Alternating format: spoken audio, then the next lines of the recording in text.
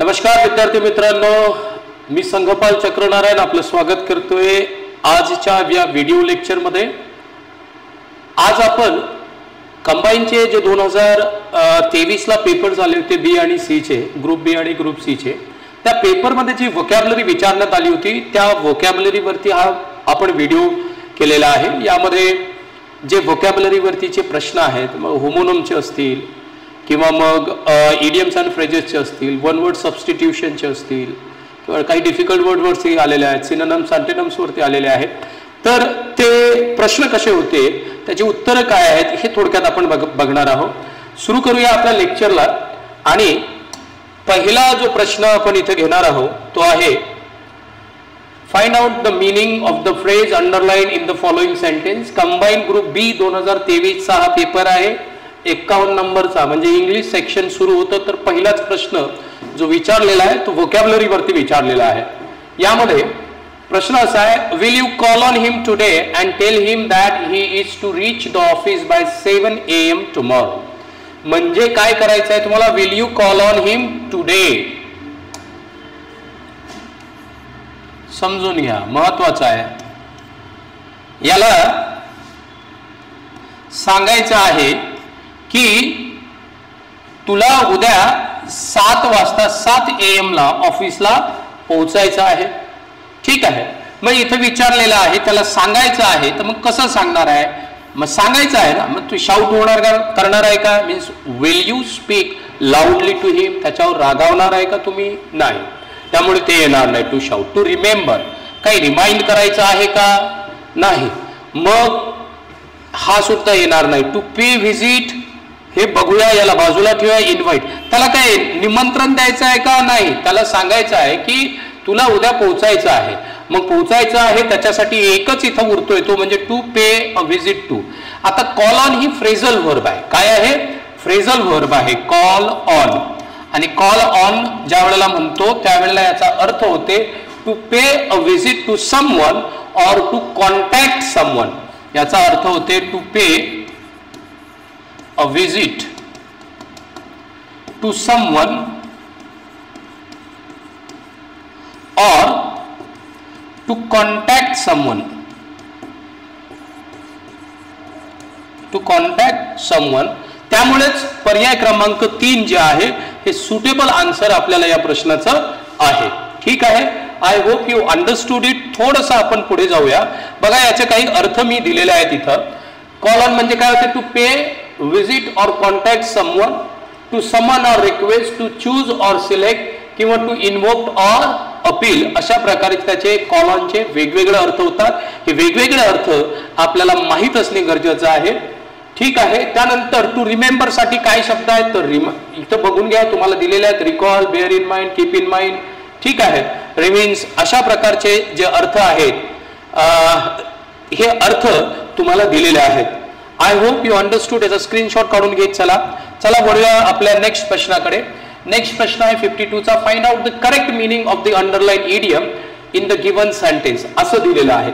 Again इथं दिलेलं आहे ॲट लॉगरहेड। या लेक्चर सिरीज मध्ये तुम्हाला हे करायचं आहे। मी सांगणार नाही की हा प्रश्न कितीदा आलेला आहे, कुठल्या परीक्षेला आलेला आहे, खूप वेळ जातोय। जसे प्रश्न आलेले आहेत तसे प्रश्न मी घेणार आहे ॲट लॉगरहेड्स वरती। याच्या आधी प्रश्न विचारलेला आहे, कॉल ऑन वरती सुद्धा विचारलेला आहे। ही रिपीटेड क्वेश्चन्स आहेत, एवढं लक्षात घ्या। पर्यायामध्ये दिलेले पर्याय थोडेसे वेगळे असतात। आता ॲट लॉगरहेड्स म्हणजे काय? तर to be on a good terms होते का? टू इन्व्हाइट, डुईंग बिझनेस, नाही। टू बी ॲट लॉगरहेड्स म्हणजे एखाद्याशी एखाद्या गोष्टीवरती काय असणे, असहमत असणे किंवा एक दुसऱ्याशी न पटणे, असा याचा अर्थ होते टू बी ॲट लॉगरहेड्स। मग to be on good terms होते का? Never, you are always with disagreement if you are not good relations with somebody or with someone else। दुसऱ्याशी तुमचे चांगले रिलेशन नसतील तर there can't be any agreement between two people, therefore to be on good terms can not be our option. To invite, इन्व्हाइटचा प्रश्नच नाही, मी आता बोललेला। Doing business only, no, not at all. Disagreeing or quarrelling with, एखाद्याशी एखाद्या गोष्टीवरती असहमत असणे किंवा भांडण करणे, अशा प्रकारचा त्याचा अर्थ होऊ शकतो। इथं बघा समोर मी दिलेले आहेत टू बी ॲट लॉगरहेडचा काय अर्थ होतो? ॲट लॉगरहेड्स म्हणजे being in a state of conflict, एकासोबत चांगले संबंध नसते, और डिसएग्रीमेंट विथ समवन, अशा प्रकारचा त्याचा काय होतो अर्थ होतो। म्हणजेच काय आहे, एखाद्या सोबत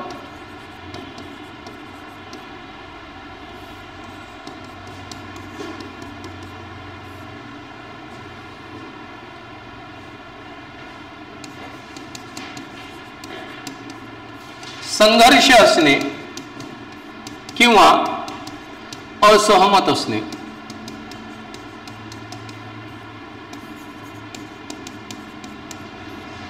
ठीक आहे, या प्रकारे याचा कसा अर्थ होतो, मराठीत अर्थ होतो. चला वळूया आपल्या नेक्स्ट प्रश्नाकडे. हा कंबाईन ग्रुप बी 2023चाच आहे. वन वर्ड सबस्टिट्यूशन वरती हा प्रश्न विचारलेला आहे. Choose the one word which is closest to the opposite in meaning of the underline word in the given sentence. मग इथं काय दिलेलं आहे, there was no altruistic motive that promoted him, that prompted him. There was no altruistic motive that prompted him. मग इथं जे दिलेलं आहे, हा शब्द दिलेला अल्ट्रुइस्ट. आता अल्ट्रुइस्ट म्हणजे काय, a person who loves others, who helps others, who feels और who feels satisfaction in helping others, ज्याला दुसऱ्यात मदत करण्यात समाधान वाटतं, किंवा who feels happy when he helps others, दुसऱ्यांना मदत करण्यात ज्याला आनंद वाटतो, असा व्यक्ती म्हणजे अल्ट्रुइस्ट. मग अल्ट्रुइस्टिक म्हटलं की याच्यात विकेड, सेल्फिश किंवा ब्रुटल येतंय का, नाही, येणार नाही, तीनपैकी नाही. इथं काय विचारलेलं त्यांनी, अपोजिट विचारलेलं आहे. सॉरी, शब्द कसा विचारलेला आहे की याचा अपोजिट कोणता आहे.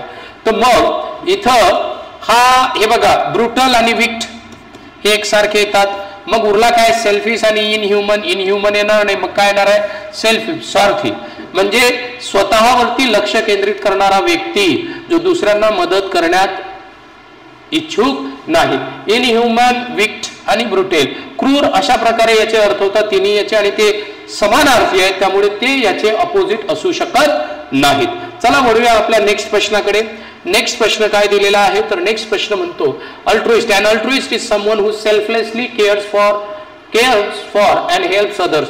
दुसऱ्यांना मदत करणारा. कसा, सेल्फलेसली.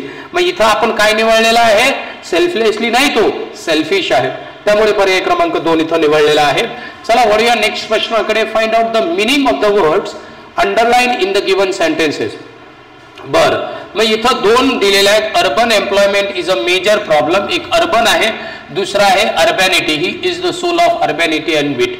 मग याचे अर्थ काय होतात. आता अर्बन म्हटलं की urban employment is a major problem, म्हणजे हा शहरी या अर्थाने आलेला आहे, शहरी. ठीक आहे, सिटी मधली. इन सिटीज कुठं दिलेलं आहे, इथं कॉर्पोरेट, इंडस्ट्रियल किंवा इन बँक्स होत नाही, त्यामुळे याचे अर्थ इथं समजून जातात. In cities. आणि अर्बॅनिटीचा अर्थ होते सोफिस्टिकेशन किंवा सोफिस्टिकेटेड, अशा प्रकारे त्याचे अर्थ होतात. आणि इथं मी हे अर्थ लिहून दिलेले आहेत, तुम्ही बघू शकता. Urbanity means the quality of being sophisticated, refine, courteous and elegant in social interaction. ठीक आहे, त्यावेळेला तुम्ही समाजात जाता, त्यावेळेला समाजात वागताना बोलताना तुम्ही सोफिस्टिकेटेड आहे, रिफाईन आहे, कर्टियस आहे, म्हणजेच तुमच्या वागण्यात अर्बॅनिटी आहे, असा त्याचा काय होतो, अर्थ होतो. एवढं लक्षात घ्यायचं आहे. म्हणून हा जो प्रश्न दिलेला आहे याचं उत्तर काय येतं, पर्याय क्रमांक 1. चला वळूया नेक्स्ट प्रश्नाकडे. Find out one word for the underline words. आता हा अगेन जो प्रश्न आहे तो वन वर्ड सबस्टिट्यूशन वरती विचारलेला आहे, आणि इथं म्हटलेलं आहे वन हू इज गुड जज ऑफ अन आर्ट. याच्यावरती याच वर्षी नाही, याच्या आदल्या वर्षी सुद्धा प्रश्न विचारलेला आहे, वन हू इज गुड जज ऑफ अन आर्ट. 2022 ला सुद्धा प्रश्न आहे याला. मग याचा जो पहिला शब्द आहे कोनायझर. कोनायझर म्हणजे काय, वन हू इज गुड जज ऑफ अन आर्ट. ठीक आहे, मग कुठल्याही गोष्टीचा, आर्ट वगैरे एक्सेट्रा, एखाद्या गोष्टीला जज करणारा, ठीक आहे, की एखाद्या कलेला जज करणारा किंवा एखाद्या कलेला उत्तमरित्या पारखणारा, पारखी जो असतो त्याला आपण कोनायझर म्हणतो. मग हिपोक्रेट म्हणजे काय, तो हिपोक्रेट म्हणजे ढोंगी माणूस. कसा माणूस, ढोंगी. मग ढोंगी म्हणजे कसा, a person who try to show that he is a sophisticated person, is a very good person, but in fact तो तसा नसतो. म्हणजे जसा आहे तसा न दाखवता जसा नाही तसा जो दाखवतो तोच तो हिपोक्रेट. पायनियर म्हणजे काय, तर पायनियर म्हणजे अ पर्सन जो एखादी गोष्ट सुरुवातीला यूज करतो, सुरुवातीला एखाद्या प्रणेता ज्याला आपण म्हणतो, प्रणेता हा शब्द याला चांगला राहील. Person who does something for the first time is called pioneer. आणि कार्टोग्राफर म्हणजे काय, जो नकाशा तयार करतो ना, नकाशा, याला प्रणेता म्हणू, याला काय म्हणतात, प्रणेता म्हणतात. आणि याला कार्टोग्राफर म्हणजे काय, नकाशा काढणारा, नकाशा बनवणारा. ठीक आहे. याचे अर्थ जे आहेत ते मी इथं दिलेले आहे, तुम्ही पाहू शकता. कोनायझर म्हणजे काय, one who is a good जज ऑफ अन आर्ट, म्हणून त्याचा कोनायझर अर्थ आहे कला, उत्तम अन्न, संगीत वगैरेची उत्तम जाण असलेला माणूस, जाणकार, दर्दी माणूस, कलासक्त, अन्नाबाबत असणारा खवय्या. ठीक आहे. संगीत असेल, वेगवेगळ्या गोष्टीच्या, वेगवेगळ्या कलेची ज्याला पारख आहे, अशा पारखी माणसाला आपण कोनायझर म्हणतो, एवढं लक्षात घ्यायचं आहे. पण हिपोक्रेट म्हणजे काय, हिपोक्रेट म्हणजे असा व्यक्ती जो काय करतो, someone who pretends to have belief, principle, virtue, ज्याच्यात बिलीफ्स आहेत, प्रिन्सिपल्स आहेत, प्रिन्सिपलचा माणूस आहेत, व्हर्च्यूज आहेत, सद्गुण आहेत, that they do not actually possesses or practice, परंतु वास्तविकतेत त्यांच्यात काहीच नसतं, ते फक्त देखावा करत असतात. आणि अशा लोकांना आपण पाखंडी किंवा ढोंगी लोक म्हणतो. आणि हिपोक्रेटचा अर्थ काय होतो, तर हिपोक्रेटचा अर्थ सुद्धा पाखंडी किंवा ढोंगी होतो, एवढं लक्षात घ्यायचं आहे. यानंतर नेक्स्ट जो प्रश्न आहे, नेक्स्ट जे शब्द दिले आहे, पायनियरचा अर्थ दिलेला आहे, person who is among the first to study or develop something, मानवी ज्ञानाची, संस्कृतीची वगैरे एखादी शाखा सुरू करणारी व्यक्ती, त्याला प्रवर्तक किंवा प्रणेता किंवा उद्गाता म्हणतात, एवढं लक्षात घ्यायचं आहे. एखादी गोष्ट पहिल्यांदा करणारा जो व्यक्ती असतो, त्यावेळेला त्या व्यक्तीला आपण पायोनियर म्हणतो, एवढं लक्षात घ्यायचं आहे. आणि मग राहिला कार्टोग्राफर म्हणजे काय, a person who draws or makes maps करणारा, मॅप्स ड्रॉ करणारा जो व्यक्ती असतो, त्याला आपण कार्टोग्राफर म्हणतो, एवढं लक्षात घ्या. ठीक आहे. म्हणून हा जो प्रश्न दिलेला आहे, या प्रश्नाचं उत्तर काय आलेलं आहे आपलं, कोनायझर. कारण one who is a good जज ऑफ अन आर्ट, या प्रश्नाचं आपल्याला उत्तर पाहिजे होतं. त्यानंतर which word represents the phrase excessively talkative, याच्यावरती बरेचदा शब्द प्रश्न आलेला आहे. 2018-19 पासून, याच्यावर 18 पासून तुम्हाला प्रश्न दिसतील. हू एक्सेसिव्हली टॉक्स, हू बॅबल्स, जो बडबड्या असतो, लय बोलतो, त्याला काय म्हणतात, which word represents the phrase excessively talkative, तर त्याला म्हणतात लॉक्वेशियस. काय म्हणतात त्याला, लॉक्वेशियस. याला MTS ला, महाराष्ट्र टेक्निकल सर्व्हिसेसला सुद्धा विचारलेला आहे. ठीक आहे. त्याला म्हणतात लॉक्वेशियस म्हणजे काय, जो खूप बोलतो. आणि रेटिसंट म्हणजे काय, तर रेटिसंट म्हणजे टॅसिटर्न आणि रेटिसंटचा अर्थ काय होतो, तर याचा अर्थ होतो मितभाषी. कसा होतो, मितभाषी होतो, म्हणजे जो जास्त बोलत नाही, बोलायला लाजतो किंवा बोलणं ज्याला आवडत नाही, असा जो व्यक्ती असतो, त्याला आपण रेटिसंट किंवा टॅसिटर्न म्हणतो. आणि इव्हॅसिव्ह म्हणजे काय, तर इव्हॅसिव्ह, याला मितभाषी, इव्हॅसिव्ह म्हणजे एखाद्या गोष्टीची टाळाटाळ करणारा, एखाद्या गोष्टीला टाळाटाळ करणे, म्हणजे टाळाटाळ अशा अर्थाने कशाला वापरतो आपण, इव्हॅसिव्ह या शब्दाला वापरतो. मग एक्सेसिव्हली टॉकेटिव्हचा अर्थ काय होणार आहे, तर लॉक्वेशियस होणार आहे, एवढं लक्षात घ्यायचं आहे. ठीक आहे.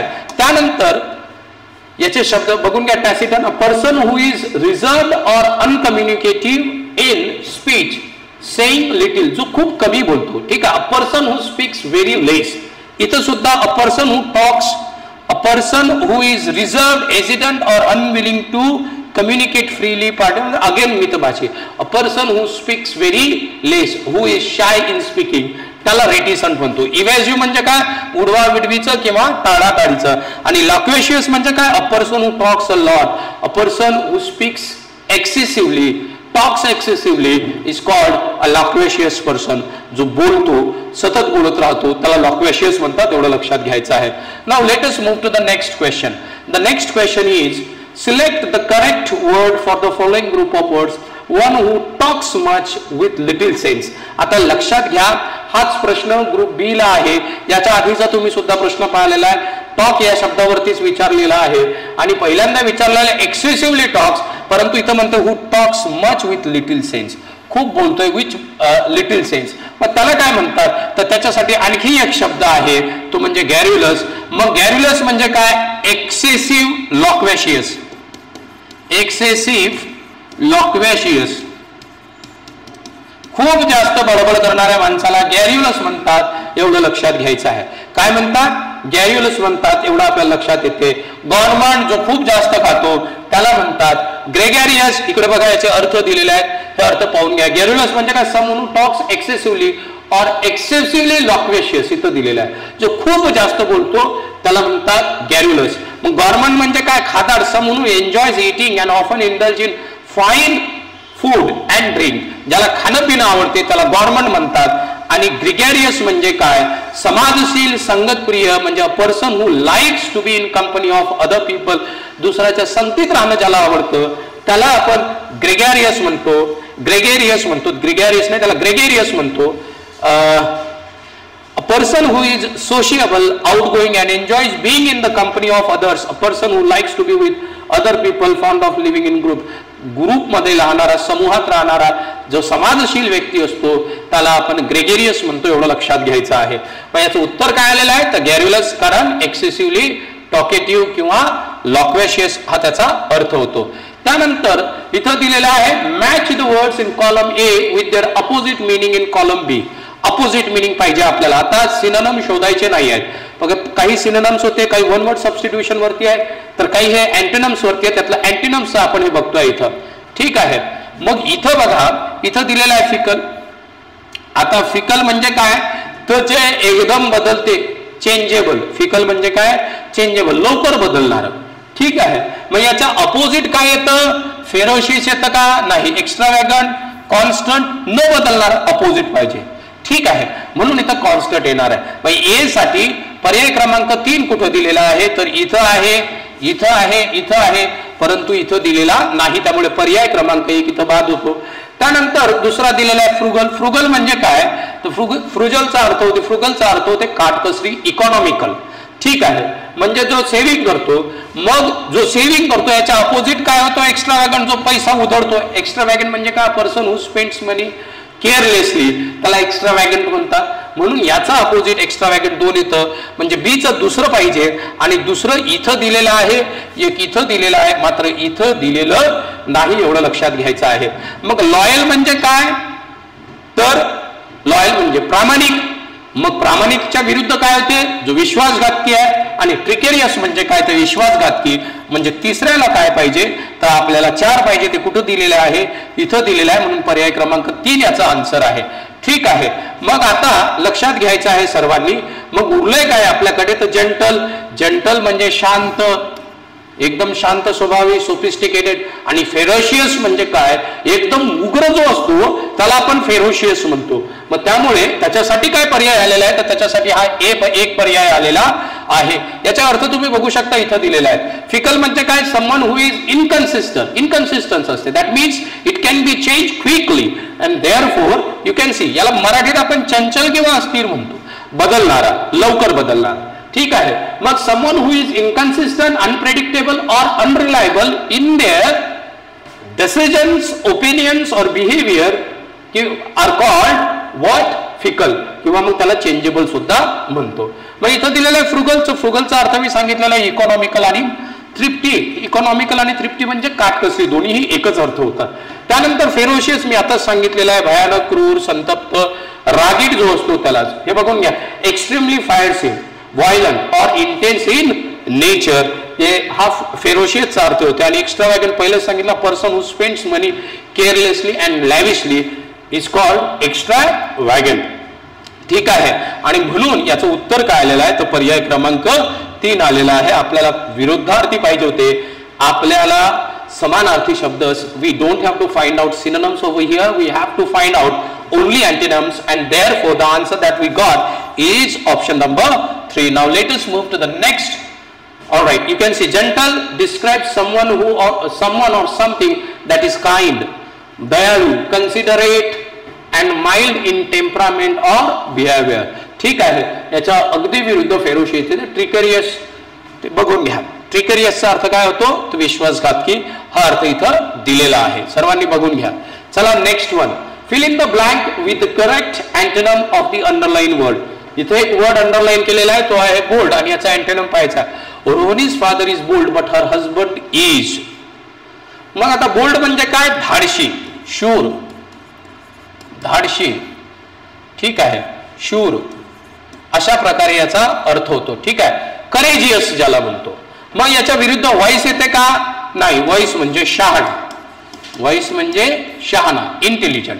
लेझी म्हणजे काय? तर लेझीचा अर्थ होतो आळशी. काय होतो? आळशी. आणि शार्प म्हणजे काय? याचे बरेच अर्थ होतात, त्याच्यातला एक होतो तल्लख, हा सुद्धा होऊ शकतो, किंवा तीक्ष्ण हा सुद्धा याचा काय होऊ शकतो? अर्थ होऊ शकतो. तिन्ही येत नाही. टिमिड म्हणजे काय? तर टिमिडचा अर्थ होतो भित्रा. टिमिडचा अर्थ काय होतो? भित्रा. बघा धाडशीच्या विरुद्धार्थी काय होतो? भित्रा. दॅट मीन्स बोल्डचा जो अँटोनम आहे तो काय आहे? तर टिमिड आहे. एवढं लक्षात घ्यायचं आहे. I hope you understood. ठीक आहे.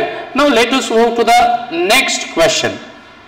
आता इथं जो नेक्स्ट दिलेला आहे तो दिलेला आहे identify the idiom that means to accept the consequence of one's action.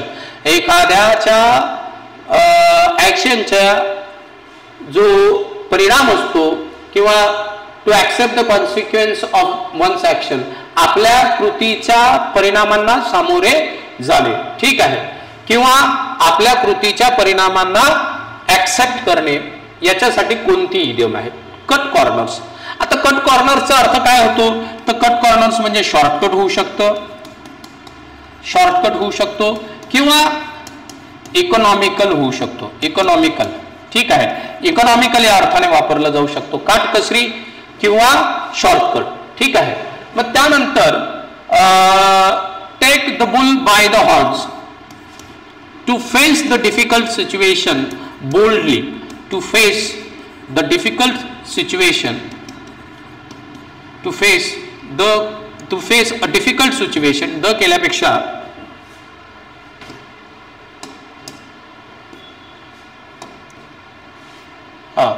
to face a difficult situation boldly. Any situation. To face a difficult situation boldly. धाडसाने. ठीक आहे. सामोरे जाणे. गो. आता इथं face the music.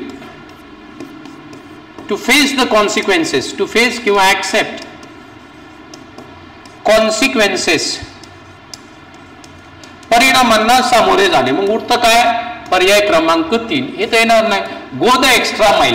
Go the extra mile म्हणजे काय? जेवढं दिलेलं आहे त्याच्यापेक्षा जास्त करणे. ठीक आहे. याचा अर्थ तुम्ही बघू शकता इथं दिलेले आहेत. To cut corners it means to take shortcuts और to do something in a quicker और चीपर वे. पटकन करणे एखादी गोष्ट म्हणजे शॉर्टकट घेणे, often at the expense of quality, safety और इंटिग्रिटी, हा एक अर्थ होतो त्याचा. ठीक आहे. टू टेक शॉर्टकट हा त्याचा एक अर्थ होतो. दुसरा, take the bull by the horns. It means to confront a difficult और challenging situation directly and with courage, decisiveness and determination. एखादी जर डिफिकल्ट सिच्युएशन असेल, कठीण परिस्थिती असेल, तर तिला धाडसाने सामोरे जाणे म्हणजे to take the bull by the horns. To face the music, आता सांगितलं परिणामांना सामोरे जाणे. To go the extra mile it means to make additional effort beyond what is required. म्हणजे जेवढं सांगितलेलं आहे त्याच्या पलीकडे जाऊन जास्त मेहनत घेणे म्हणजे to go the extra mile, हा त्याचा काय होतो? अर्थ होतो. आणि म्हणून हा जो प्रश्न इथं दिलेला आहे to accept the consequence of one's action, त्याचा अर्थ होतो फेस द म्युझिक. त्यानंतर हा प्रश्न आहे choose the idiom that means to reveal a secret और confidential information.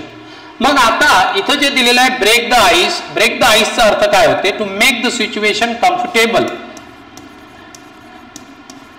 To make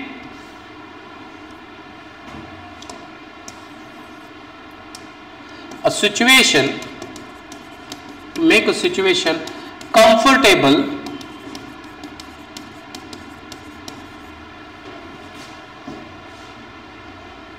by